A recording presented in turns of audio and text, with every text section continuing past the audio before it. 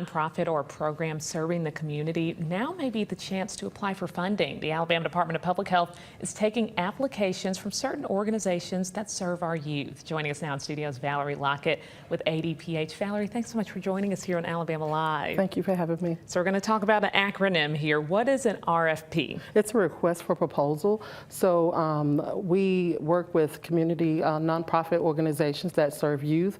And so if someone is interested in applying for our funding to provide the program to their youth, they can apply by following those instructions in the RFP.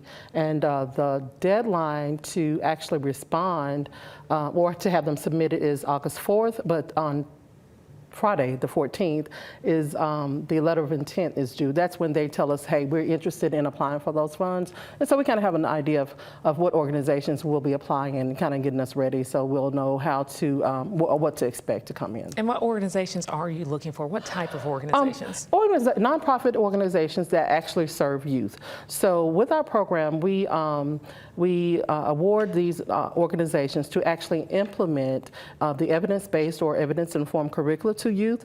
We serve middle school age youth up to high-risk high school age youth. So an organization that actually works with those particular populations within their communities and have good, strong relationships with other youth-serving organizations within their communities would be a perfect opportunity for them to submit a request for proposal, and we will go through that process, and those that meet the criteria will be awarded funding to implement the programs. Is there certain curriculum that you're focused on specifically for this round of proposals? Yes, so we, within the Adolescent Pregnancy Prevention Branch, we are federally funded to implement, we have two separate grants. One is our Sexual Risk Avoidance Education Program, where we target middle school age youth. And with that program, we focus on health relationships with an abstinence-based approach, okay?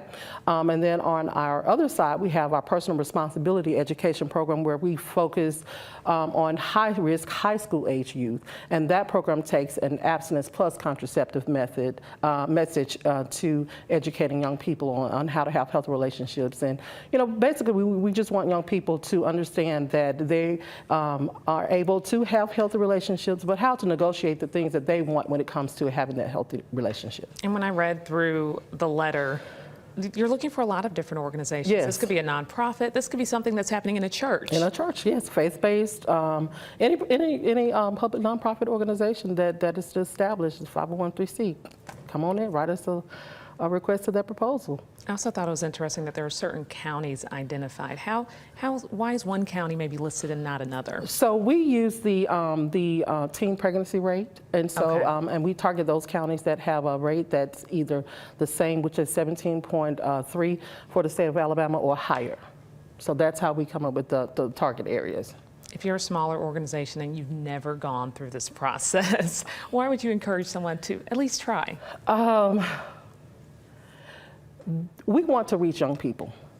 That's our primary goal, is to reach the young people in those small communities, large communities, wherever. The goal is to reach those young people and just give them the education that they need to help them make the best decisions to be successful in life in the future and reach their goals and dreams. Valorie, if you want to try, if you have an organization you want to try out, you have to listen to these deadlines because they're very important. Very important. Which one is the first deadline? Okay, so this Friday, July 14th, the letter of intent is due.